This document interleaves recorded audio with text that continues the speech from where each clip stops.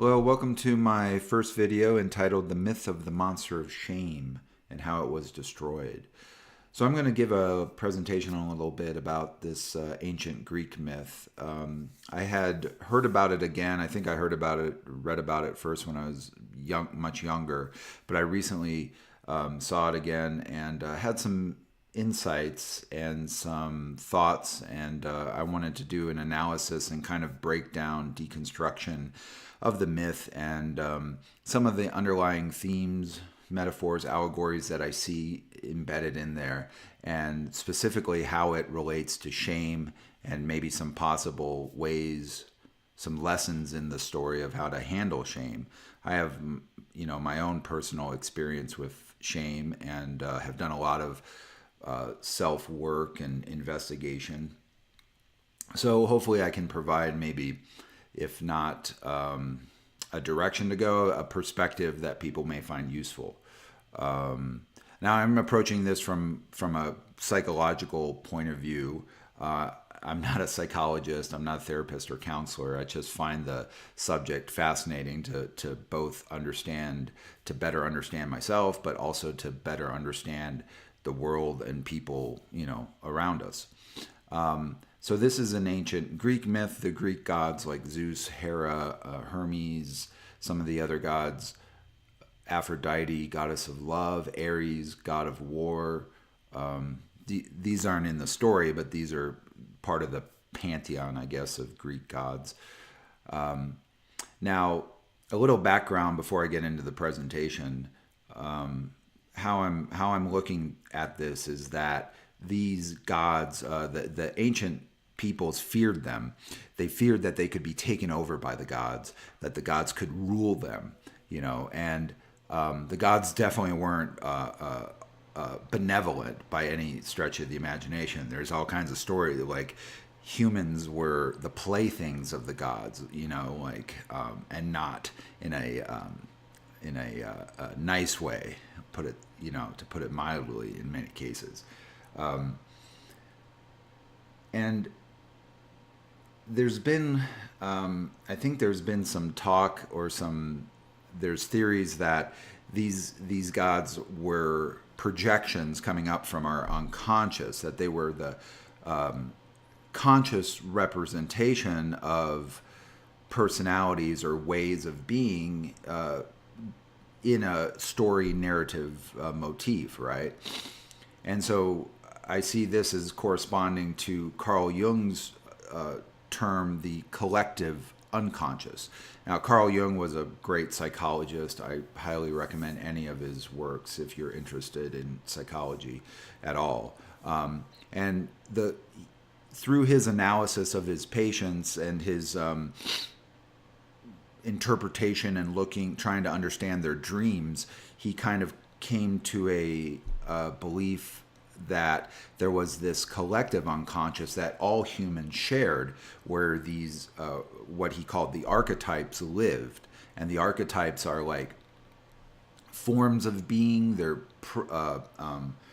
prototypes of humans. They're not obviously they're not real people. They're images or ways of being, right? And they kind of provide both a guidepost to maybe strive for, and also a point or something to avoid, because each one of these archetypes has both a light and a shadow aspect, a light side and a dark side, in how they express themselves. And they express themselves, they have common motifs, like, well, some of the archetypes are archetype of the lover, the mother, father, hero, trickster.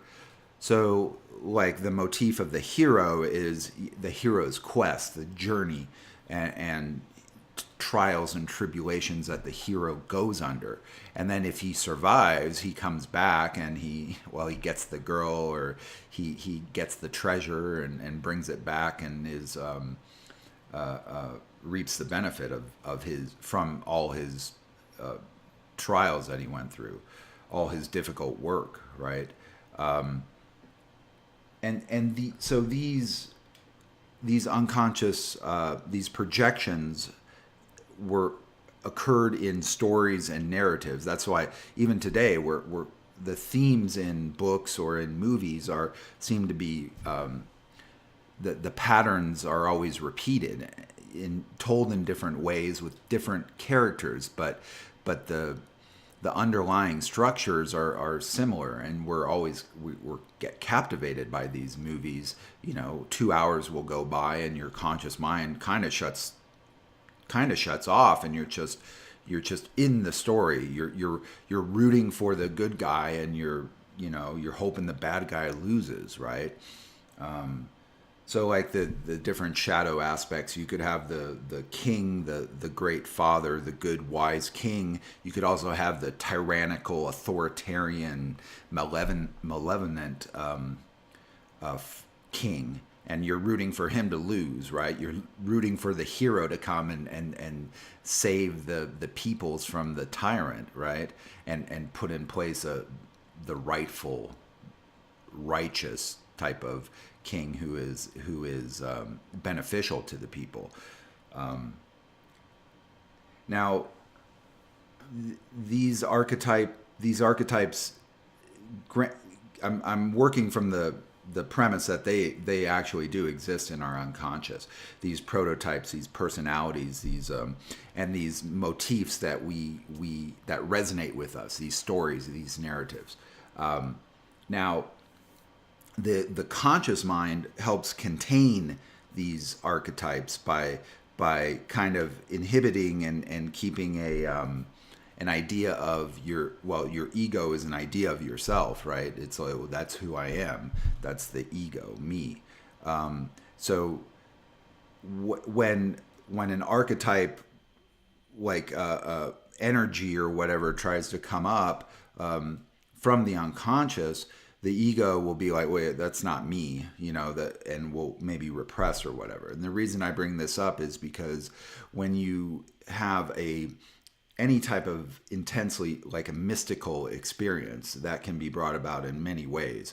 But when you have a mystical experience, in many cases you go through what's termed ego death, meaning you're whatever who you are kind of like dissolves in this mystical type of transcendental experience, right?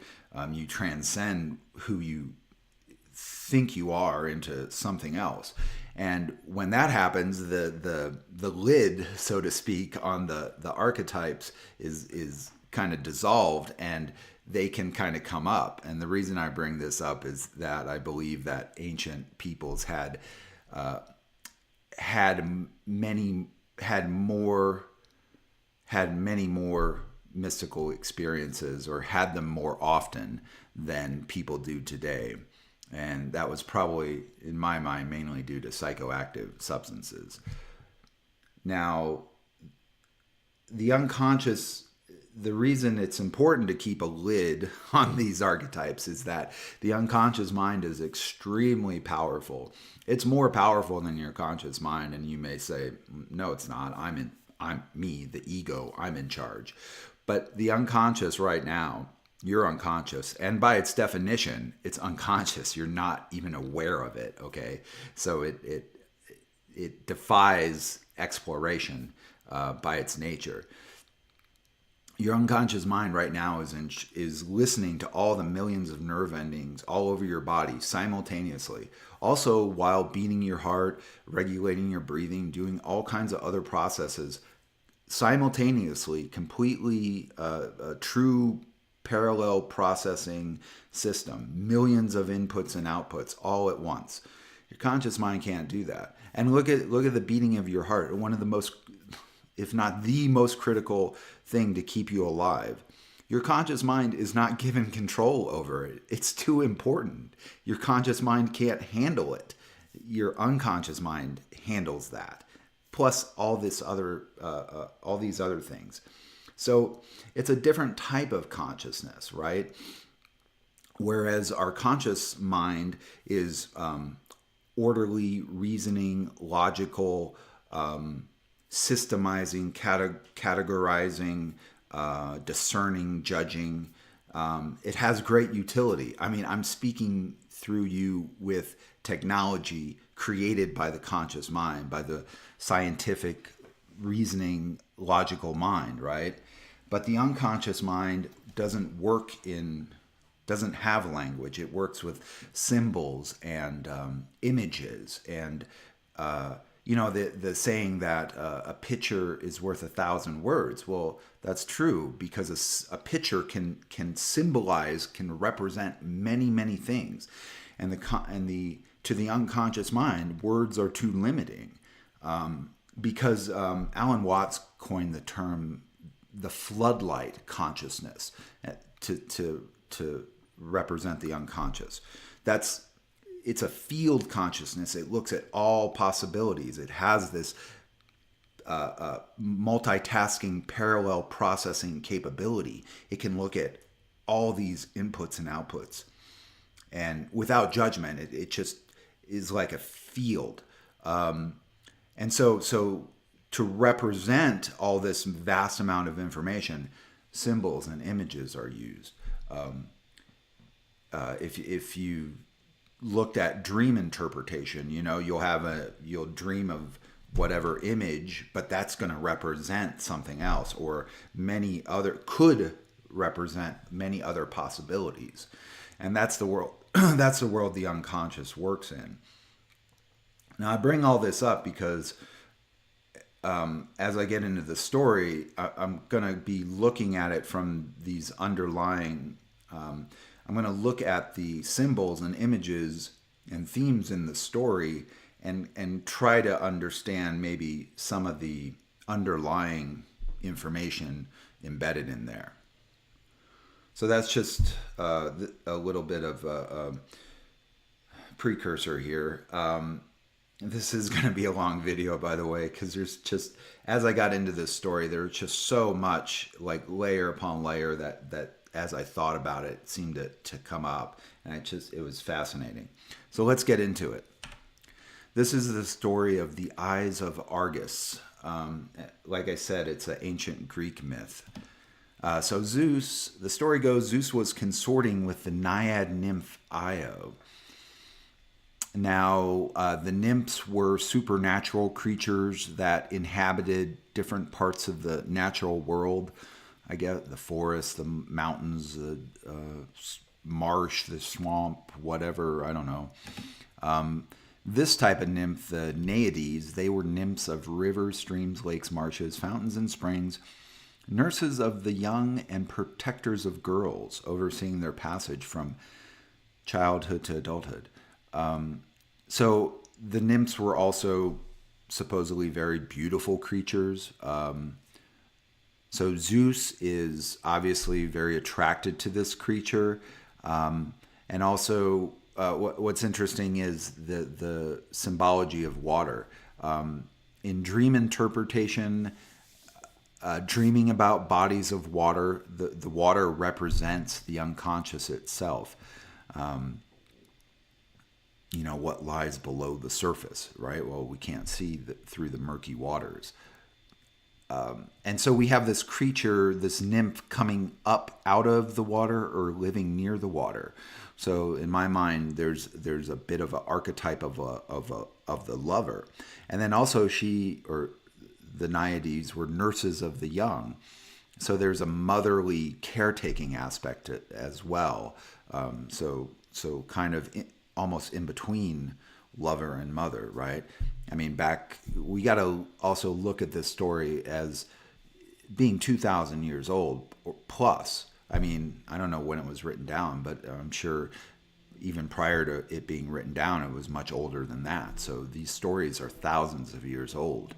And times were very different, right? There was no birth control. So women were either, they were as soon as they were mature, they were pretty soon thereafter pregnant, married, pregnant, whatever. So they were in one of a few states, pregnant, nursing, or caring for the young. Now, Zeus is married to Hera, the queen of the gods, and she's jealous. She shows up. Zeus quickly transforms Io into a white heifer, but Hera was not deceived and demands the animal as a gift. Yeah, so like any old married couple or any people that have been to any set of people that have been together for a long time, right? They know the other person better than the other person knows themselves, right? So Hera knows what Zeus is up to. And now Zeus quickly transforms Io into a white heifer. This is interesting. So a heifer, a cow, I'm assuming a milk cow, but a cow, it's a herding animal. They kind of congregate in groups, in herds, right? And so it seems like, oh, Zeus is hiding Io or hiding his indiscretion in the crowd. The crowd of women. I don't know what obviously there's going to be, I don't know, there's going to be males in the crowd as well, but he hides Io in the crowd, it seems like to me, to hide her away from Hera. And then white, I mean, this could symbolize a few things. I mean, the Naiades were nurses of the young, so maybe the cow, the milk from the cow, given to children to nurse them, to give them strength to make it into adulthood. And white could also mean white skin, which was attractive to the ancient Greeks, or sought after, because it symbolized that you were part of some sort of wealth or nobility. Clear complexion, regardless of skin color, signifies like health, and then back then, if you were fair skin, light skin, you could be in the shade. You didn't have to be out in the sun. You were clean, probably. You could bathe more often than if you were poor. So interesting there. Hera then appoints Argus Panoptes, to guard Io. Panoptes was an epithet that means many-eyed or all-seeing. So this creature either had, it was described as having 100 eyes, like all over its body, or it was had 4 eyes, so literally eyes in the back of its head. And I don't know where I remember hearing that. I mean, maybe the saying, "Oh, I know what you're doing. I got eyes in the back of my head," may have come from this creature, this monster.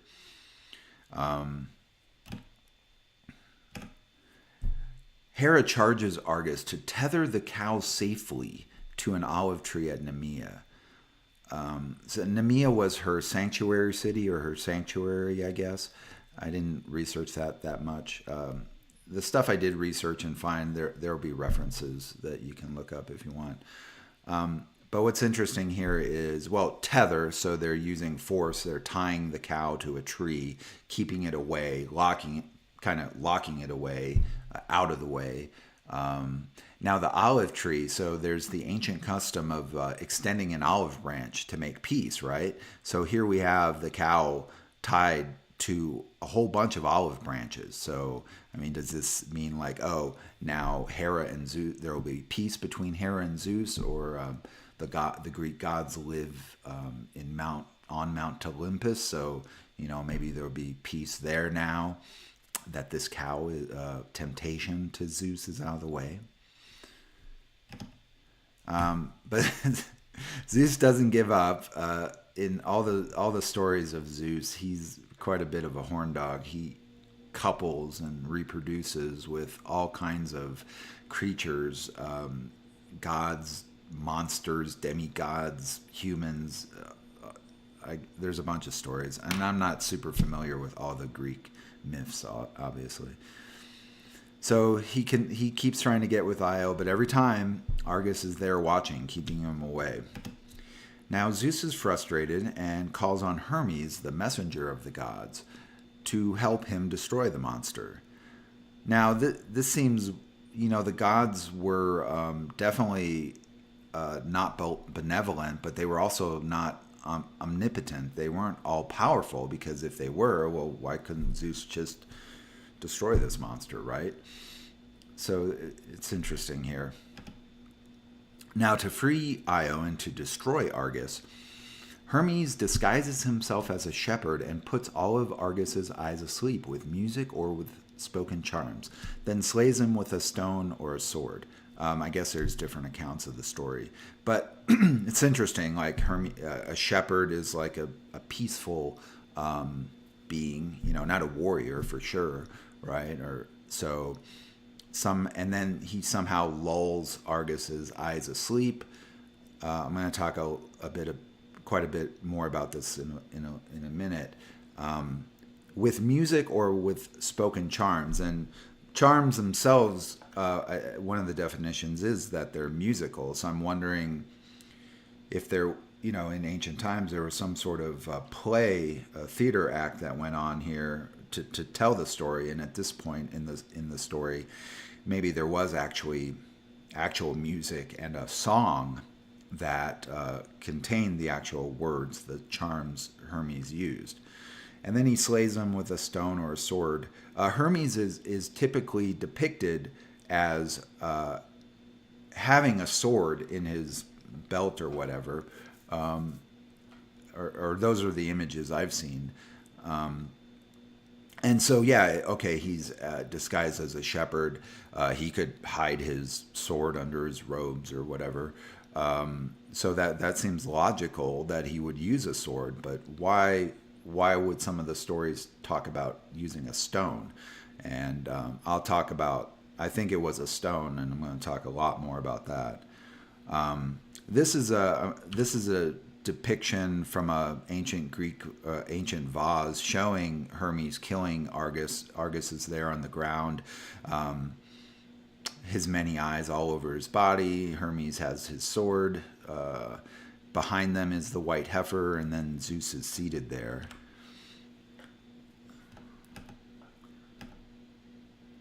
Hera, so Argus is destroyed, killed. Hera rewards Argus for his service by placing his 100 eyes on the tail on the tail of her sacred bird, the peacock. Now this was fascinating to me as I thought about it more and more. The whole thing with the taking Argus's eyes, the eyes that were watching out and keeping Zeus away, taking his eyes, placing them in her sacred bird, the peacock. So what's fascinating about this? So, okay, if you think back to, well, many parts of the world, people are farming, but in ancient Greece, they were farming. They were growing grapes. They were growing grain for bread, food. I'm sure they had gardens. They were keeping animals, cows, sheep, probably chickens and other animals. And so you were engaging in all this farm activity, right? And there's some very interesting traits to the peacock. Like chickens, they will really go after insects. And I did some research on the peacock. They will actually go after all kinds of pests, including scorpions, ticks, centipedes, all kinds of nasty insect or arthropod pests, right? So obviously very useful to keep your area clean of those insects and pests. And then also, I know mice will go, or chickens will go after mice, and peacocks as well. And peacock is a bigger bird than a chicken, so they could theoretically eat bigger rodents like rats. So that's important, because the mice will come in and eat your grain, right, that you have stored, and bring disease, I'm assuming, and have other issues there. But what's interesting about the mice is that having mice will attract snakes, and peacocks will go after snakes regardless, poisonous or not. So I mean, this is fascinating. Where else have we heard the importance of keeping snakes out of the garden, right? Now, so here we have a custom, right, that has been canonized into like a religious, well, in religious dogma, I guess, right? So, ancient times, like, oh yeah, I'm a worshiper of Hera, and people are like, well, where's your peacocks, right?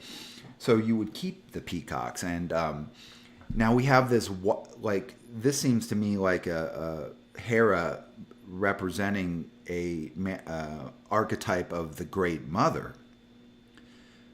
She's like protecting the house by by having the eyes in the peacock. The peacock is going around watching for dangers and snakes and destroying them, right? Like a mother would destroy a threat to her children, right? And I mean, snakes in themselves, like even if they're not poisonous, if you, a child or an animal, got bit by a snake, it probably wasn't even the poison. It would be the infection that got you. So it's probably very important or very beneficial to keep the snakes out, right? And so it's just interesting how this was canonized, like made into a religious doctrine almost. Just like we had, we have in the Old Testament the custom of not eating pork because it was full of parasites back then. And so even though people didn't know why, you shouldn't eat pork, it was a good idea not to. And also peacocks will screech very loudly. I mean, you can search for peacock call. It's very loud. So this just is kind of more like a reinforcement too. Like you're having these peacocks around, and then they're also constantly screeching and calling out, and kind of like reminding you almost of the image of Hera and protecting and watching and kind of reminding you of that. And I mean, also the screeching could work to warn you of predators coming in or alert people of maybe of possible dangers, right? So I just thought that was very interesting to me. So now we get to the monster of shame. And yeah, if you haven't figured it out already, there's only one monster. That's Argus. Argus Panoptes, the many-eyed, the 100-eyed monster of shame. So I guess there was a saying, the eye, to be followed by the eyes of Argus, to be trailed by, to be watched by. The saying is used to describe being subject to strict scrutiny in one's actions to an invasive, distressing degree. And this is what shame is. Shame is a painful sensation excited by a consciousness of guilt. It's an intense, painful feeling of believing we are flawed and therefore unworthy of acceptance and belonging. Shame is, having done something which injures our reputation or the reputation of those around us, right? It's dishonor, contempt, scorn. It is abused by people with personality disorders. Yeah, I'll talk about this a little bit more too. So yeah, in the story, both Zeus and Hera are kind of manifesting the shadow aspects of their archetypes in my mind. But Hera puts shame on Zeus to keep him away, to keep him behaving in the acceptable way, right? So shame kind of enforces the social rules, right? And we all get shamed a bit as children. If you have people with personality disorders in your family, such as narcissism, psychopathy, borderline, or histrionic. There's a bunch of others that, or variations thereof. They will use shame and abuse shame against you, because shame has utility. Like it keeps the social order. It gives us information, feedback, right? to tell us what is acceptable by telling us that what we're doing is unacceptable. Like scolding a little child, let's say, like shame on you, Timmy, for taking that without asking. Shame on you for stealing, right? So there's that in that repression of the child, well, especially like a 2-year-old child. They have no ego to inhibit their impulse. They go from happy to sad, from joy to anger in like milliseconds, right? So the shaming function gives them information like feedback, like, oh, what I'm doing is not acceptable. Now, as a child, well, in general, we're all social creatures. So being not being accepted or belonging to the group is very painful for us, and we work toward belonging and toward acceptance, right? I mean, that's just our nature. And as a child, it's of utmost absolute importance that they be accepted and belong to the family, behave in a way that is acceptable to the family. And then that's where you get into difficulty if you have these personality disorders as parents. Because, well, in the case of Timmy stealing, parents would offer Timmy a prescription, be prescriptive, right? Like, oh, don't shame. You should be ashamed for stealing. To take that without asking. Here, we're going to teach you how to some methods, some ways that you can negotiate, that you can get what you want in an acceptable way, right? In an appropriate way for our family, but also for the culture and to get along with people, et cetera, et cetera.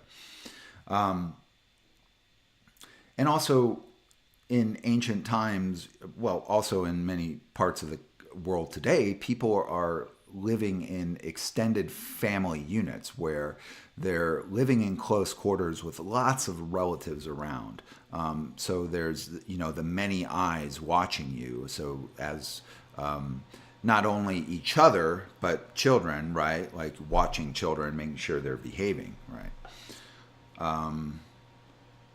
So yeah, there's this monster in my mind, Argus, is a personification, a projection of this feeling into a form, into a prototype of being, right? Now, much of the difficulty with shame is if you were shamed in a abusive way as a child, like I talked about earlier, where on things that are important are given to the unconscious to handle because it's so much more powerful and can handle these processes automatically. So as a child, you must get along with your family unit. So you will you will believe that you're unworthy, not acceptable, you don't belong. You will actively work not to not be shamed. And that process of almost shaming yourself gets kind of habituated and goes down into the unconscious to be handled most efficiently, right? Which is not that beneficial as if you carry that along all the way through your life, right? Now the difficulty is, much of the difficulty, and I'll get into it a little more with like how the monster was destroyed, is that the shame is tied to the trauma of being unworthy, of being accepted only on condition of behaving correctly, right? Not unconditional love, conditional love. So there's that trauma that kind of is tied to the sensation as well. So it's a bit of a double whammy to get past. But even if you never have had that experience, and you had, I guess, a more healthy type of relationship with your caregivers. Shame itself is very, very painful, right? Intense, painful feeling, one of the definitions here. So how in the story was the monster Argus? How was he destroyed?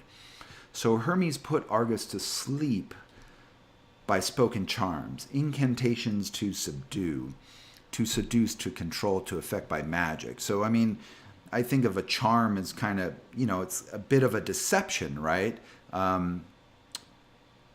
You're acting. I mean, Hermes disguises himself as a shepherd, right? He built rapport, asked it what it wanted, where it was emotionally, mentally, emotionally, and to then put it at ease. He let Argus relax, right? Like he seduced Argus in a way. He seduced him to put down his guard. He charmed him to affect by magic, and I think of magic or casting a spell as like this image of someone speaking in a weird way, but using words from some unknown, foreign language to me, right? A language that I don't understand, and they're casting a spell. They're putting somebody under a spell, right? To seduce. It was I think it was Voltaire that said, "Give me 10 minutes to talk away my ugly face, and I will bed the Queen of France." And to seduce, right?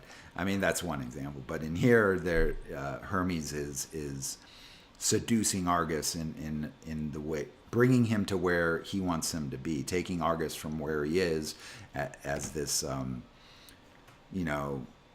anxious, stressed, watching eyes, always making sure Zeus behaves, right? And telling him to relax. I mean, Hermes disguises himself as a shepherd. Now, as I thought about this aspect, it was fascinating.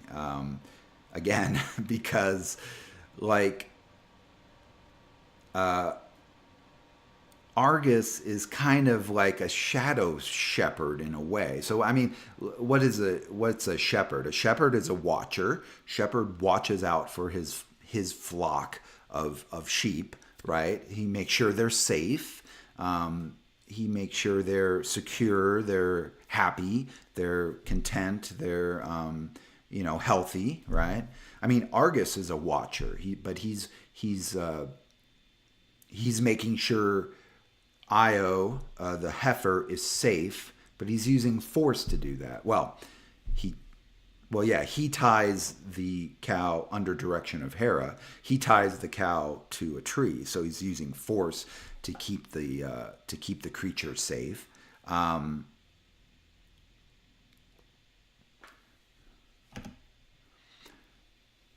So Hermes kind of is like, look, hey, you can relax, buddy. I'm here. I'm a shepherd. I know how to watch animals. I mean, that's a cow. I can watch a cow, right? You can go to sleep. You can chill out. You're probably stressed. Don't you need to rest a little bit?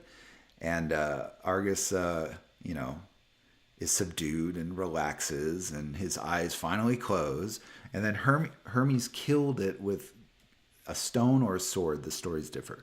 Yeah, like I showed earlier, the depiction of the vase where he uses a sword. Now, I'm going to say it's a stone for a lot of reasons. And I'm it's kind of my own wishful thinking, I guess. But it made sense. I'll show you why it made sense to me here in a minute. So what stone did he use? Specifically, the Philosopher's Stone. Now, what is the Philosopher's Stone? It is a magical object, and it is purported to be able to turn lead into gold. But now people think, I don't remember where I heard this, but so I don't have a reference, sorry. But I believe there's been a reinterpretation of this object that it was more of a metaphor, not meaning literal lead, the element, but into the element gold, money, let's say, but turning the heavy lead of the soul into gold or into something lighter, right? Now, why am I making this leap or this connection? Well, if you've ever felt the intense feeling of shame, or you see a child being shamed, or even like a dog will do this too, like shame on you, right? There's like this, the reaction is typically like head down, your eyes are kind of like up looking at your shamer, asking for forgiveness, collapsing in, contracting in, like a weight, like a heaviness on you. And the head down is kind of like, please forgive me. I'm sorry for what I did. Accept me, take me back, accept me again. I don't want to be out. I don't want to be ostracized. Right. So that's kind of where I made this leap, I guess. And then also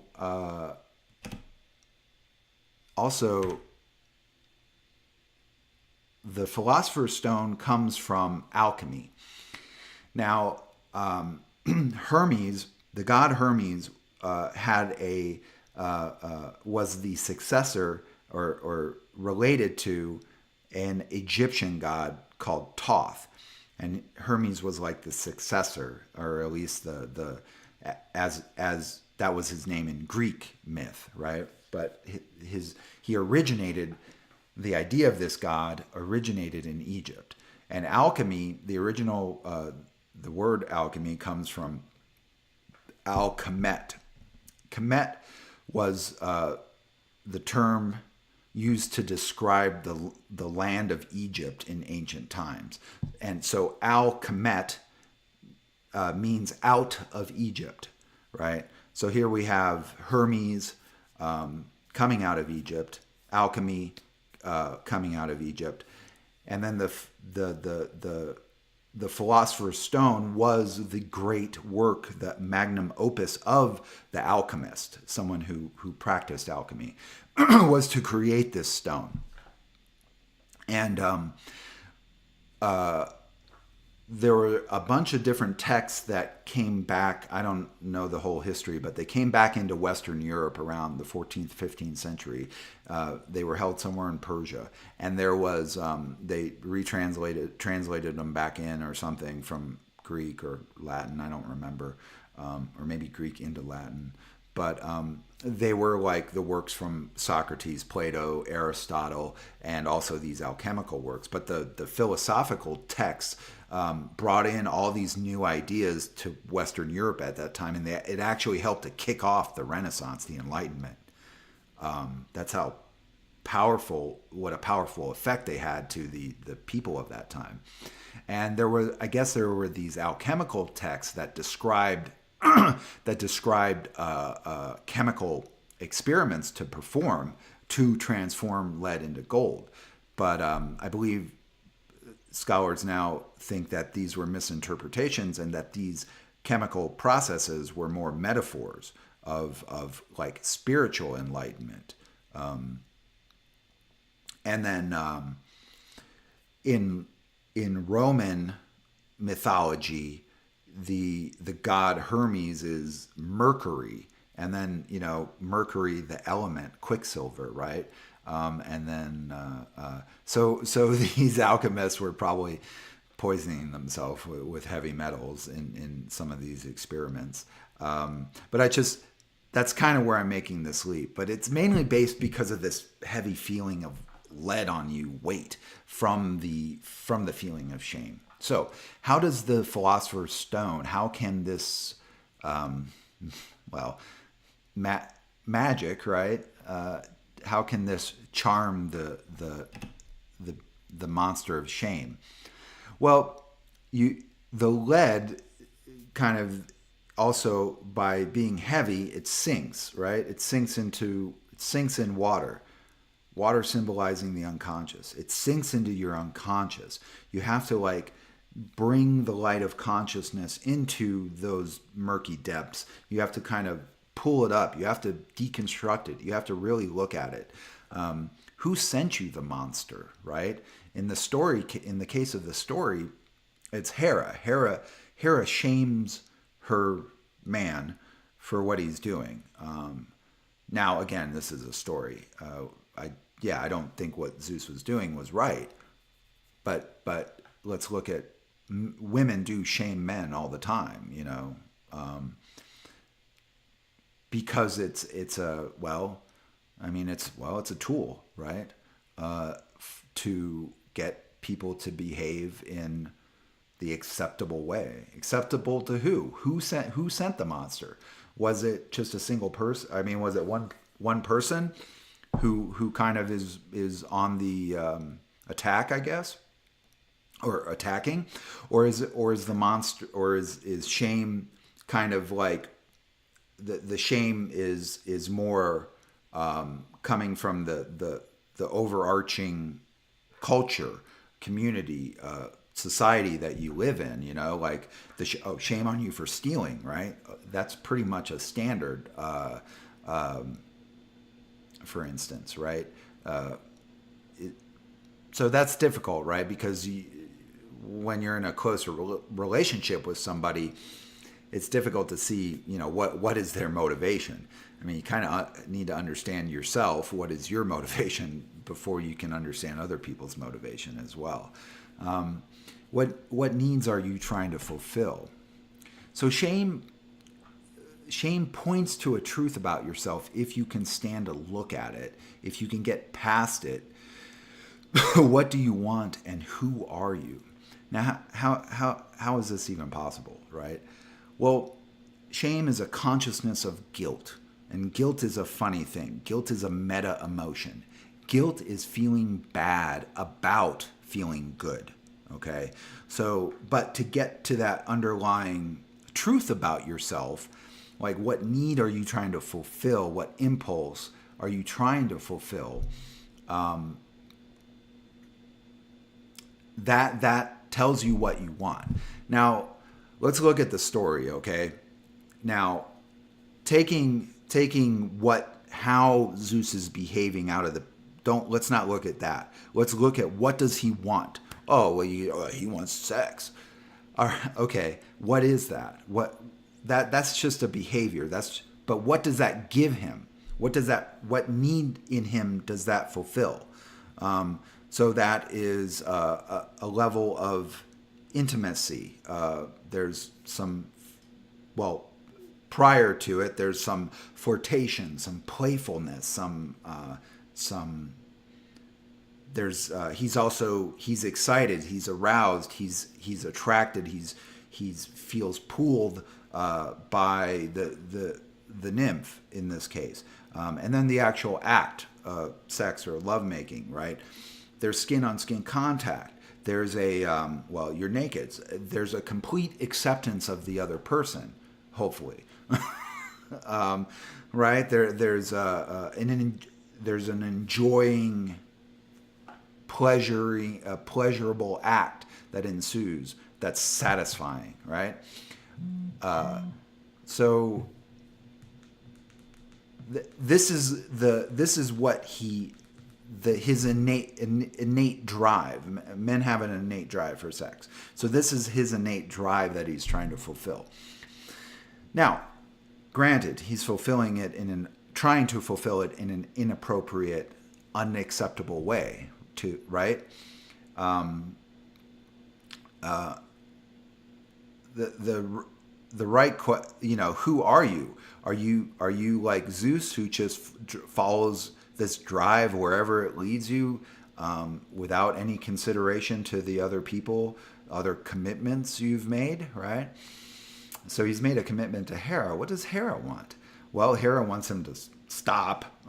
Okay, but why? Why does she want him to stop? Well, shame injures reputation, right? It's dishonorable. So it not only dishonors, hurts Zeus's reputation, but it dishonors his family, right? His contemptible behavior extends out to his family, so it's going to hurt Hera's reputation. And women are more social creatures, and so there's going to be more negative ramifications to Hera's reputation as well, and how she interacts with the other people around her in their community. And then also she's queen, so if it's one thing if Zeus, I guess, has a mistress, let's say. But he, she's still queen. But I guess there would be the risk that, well, this is ancient times, so I don't know how divorce would have happened, if it would have happened at all, right? She would be left in the lurch. She wouldn't be queen anymore, right? So she has a lot to lose by losing, or by Zeus kind of going off, pursuing this other relationship.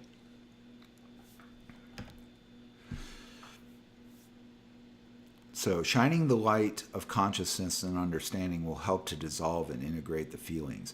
Yeah, so I mean, to go past, I mean, that's what so much of the difficulty is with this heavy lead of shame, this heavy emotion, is to dissolve it, to start breaking it up. You have to bring it up into the consciousness. You have to experience, and that means you have to experience all the bad feelings. You have to integrate the feelings. You have to bring it up, and you have to release it. And then it's time, if it's, like I said earlier, if it's tied to trauma, you're going to have to experience the trauma. So that's quite challenging. So definitely, if you are experiencing these emotions in a very negative way, or they're impacting your life in a negative way, definitely seek out a therapist or a counselor, anybody to talk to help. Talking will help, to bring up, to elucidate, to examine out, to bring the light of consciousness. Consciousness is where language and words live. Bring the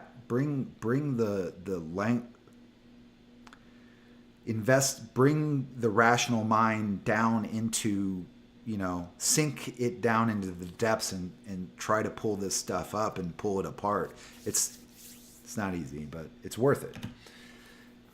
I think, was it Socrates or Plato? Know thyself.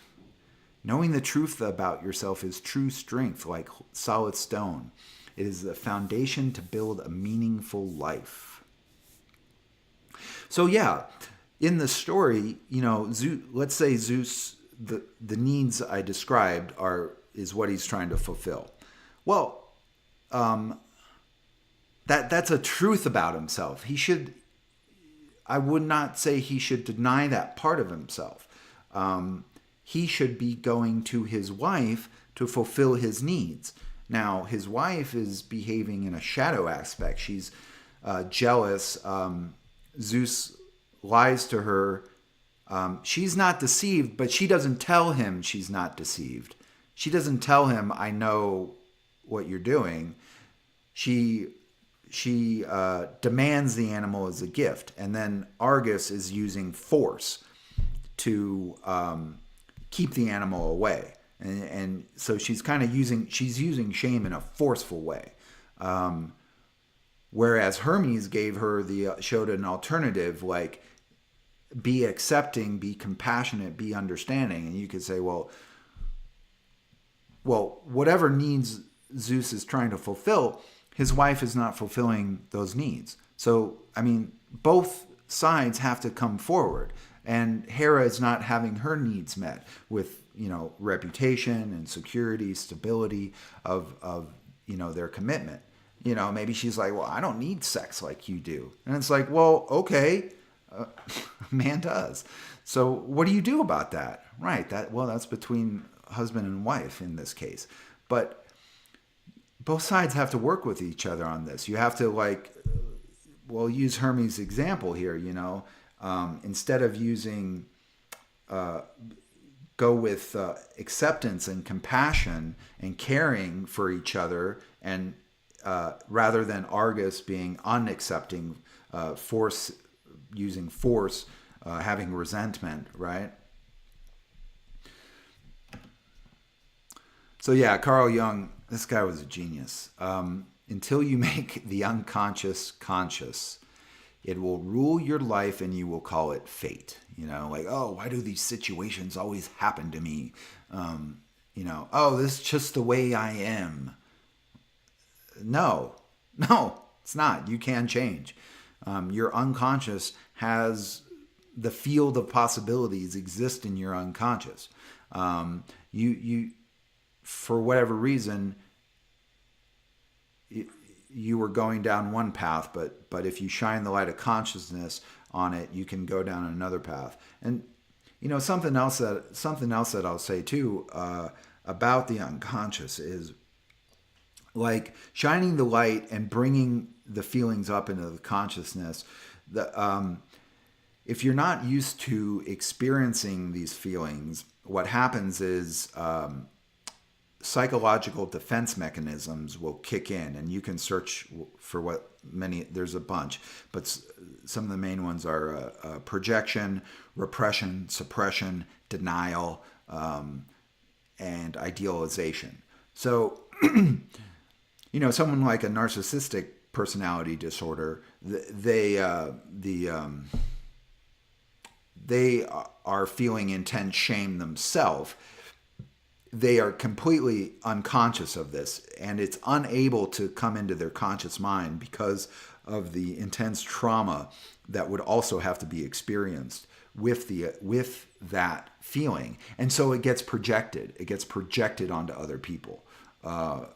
Gaslighting or shaming, all kinds of other things, right?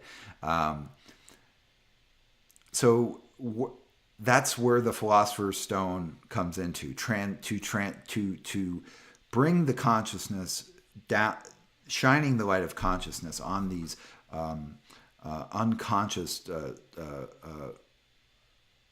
beliefs and ideas, and in yourself, getting down to a root, to a truth, kind of like a little golden nugget of something true in yourself. Now, yeah, so once you get to that truth, like, you have a need, how are you going to meet it appropriately? And that's going to be that's really up to you. So let's see, how can we go through a little summary here on the monster of shame? We're going to use spoken charms to subdue it. We're gonna meet it where it is. What does it want from us? Where did it come from? Did it come from someone who has a lot of their own issues, and they're projecting things onto you? Is it kind of your society? It's like, oh, what did you do to your hair? No one in our culture, no one in our society has hair like that. What are people going to say? You should be ashamed of yourself.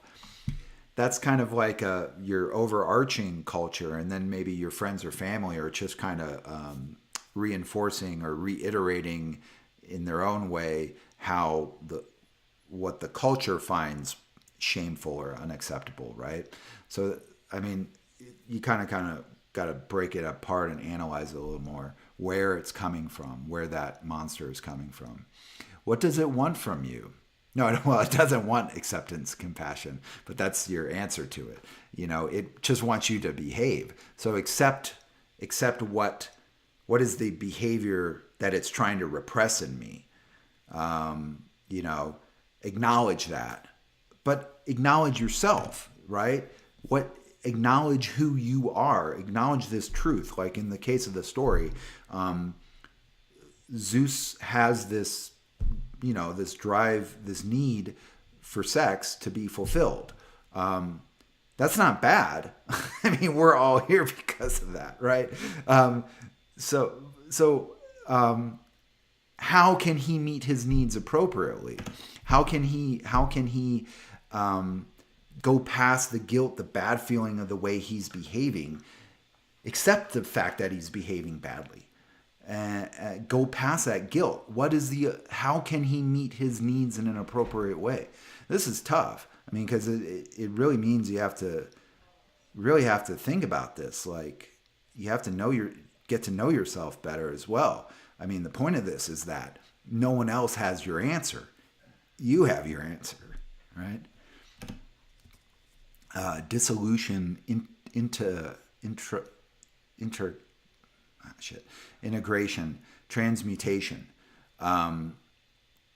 So dissolving that heavy lead, dissolving the top layers of shame, guilt, getting down to the part that you can integrate, the part that you can then transmute. How do you meet these needs in an appropriate way?